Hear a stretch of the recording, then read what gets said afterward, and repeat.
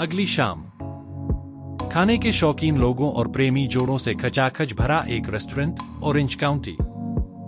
इस रेस्टोरेंट के चारों कोनों में लगे 4 मेज बाकी सबसे खास है। इन्हीं खास मेजों में से कोने की एक मेज पर क्षितिज कपिल के साथ बैठा है। कॉलेज के अलावा ये रेस्टोरेंट क्षितिज की दूसरी पसंदीदा जगह है।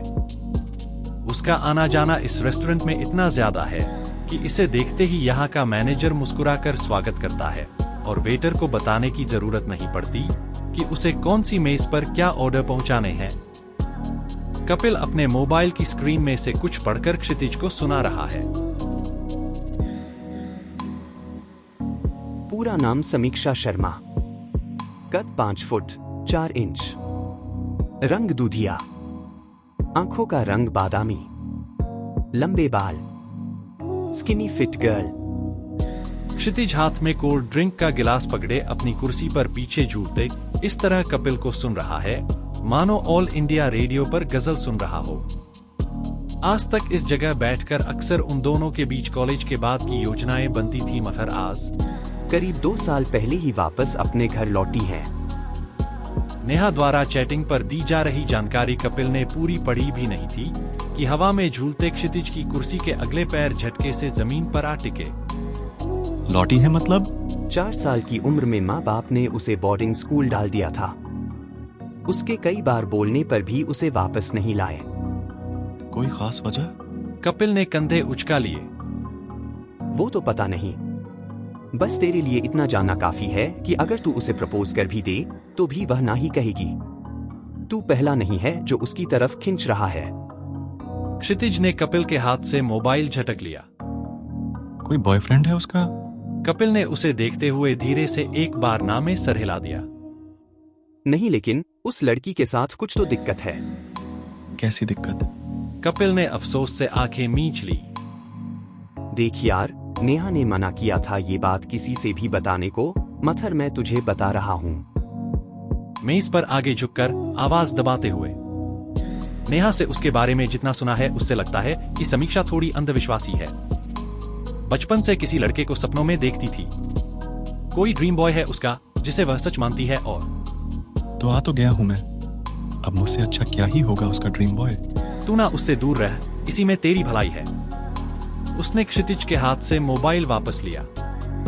यार अब उसका चेहरा हट ही नहीं रहा आंखों के सामने से, तो क्या करूं? कपिल ने एक भौं उठाकर क्षितिज की ओर देखा।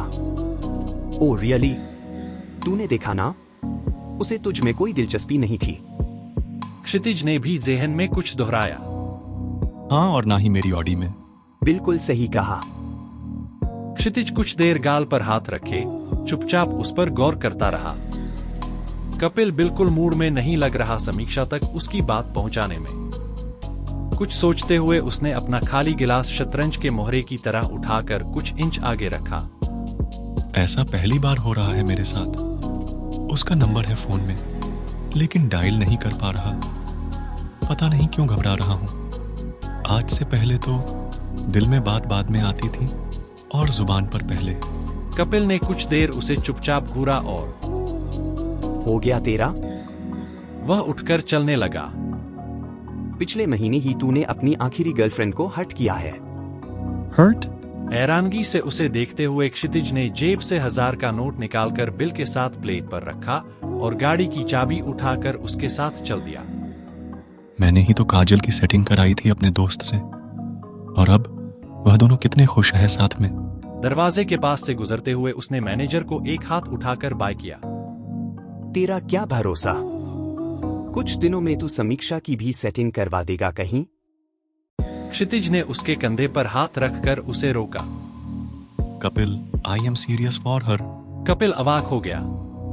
उसे पता है कि अथर क्षितिज को उससे बस वक्त गुजारने के लिए रिश्ता बनाना होता तो वह अब तक उससे बात कर चुका होता। कुछ तो अलग है उसके दिल में समीक्षा के लिए। यार तू इतनी जल्द कैसे उसके लिए सीरियस हो सकता है? वैसे भी तुम दोनों ही एक दूसरे के लिए ठीक नहीं हो। इस तरह की लड़कियां गले पड़ जाती हैं मेरे भाई। उसका स्टेटस, उसकी सोच, उसकी संस्कृति कुछ भी तेरी साथ फिट नहीं बैठता। तेरे डैड करोड़पति है और उसके डैड क्या? वह एक मिडिल क्लास और निहायत ही खड़ूस बुढ़ा है। इतना खड़ूस कि सिवाय उसके अपने दोस्तों के और कोई इंसान उनके घर आता जाता तक नहीं। ना दोस्त ना रिश्तेदार, कोई नहीं। एक अल्प विराम लेकर एक नंबर का चिड़चिड़ा है, बेहद गुस्सैल। क्षितिज ने उसे पूरे गौर से सुना और चेहरे के भाव बदले बिना ही। तो मुझे उसके डैड को प्रपोज करना भी नहीं है? कपिल ने हार मानते हुए गर्दन झुका ली। एक बार फिर सोच ले, वैसे भी वह ना ही कहने वाली है। प्यार सोच समझकर होता है क्या? बस इतना कह सकता हूं कि उसे देखकर लगा कि यही है जो मेरे लिए इस दुनिया में है। अचानक उसके मोबाइल में बीप हुई। उसने कमीज की ऊपरी जेब से अपना मोबाइल फोन निकाला और कुछ देखते देखते उसका मुंह झड़ गया। क्या हुआ? कपिल ने मोबाइल पर देखने की कोशिश करते हुए पूछा। नेहा का मैसेज है। लिखा है कि समीक्षा ने मुझे ब्लॉक कर दिया है और मैं उसे आगे परेशान ना करूं।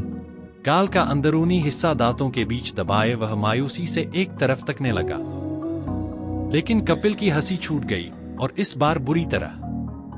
अबे अपनी लाइन तो पूरी कर ले। यही है जो मेरे लिए इस दुनिया में आई है। और आगे भी कुछ था क्या? उसकी हंसी नहीं रुक रही। अब बता, नेहा को बोलूं उसे कहीं लेकर आने को, ताकि तू अपना हाल ए दिल उसे सुना सके। बाहर सड़क के किनारे खड़ी होंडा FC-X को अनलॉक करते हुए क्षितिज ने मोबाइल वापस जेब में डाला। जाने दे, क्यों किसी के पीछे पड़ना? किस्मत में उसका साथ लिखा होगा तो वह आ ही जाएगी मेरी जिंदगी में।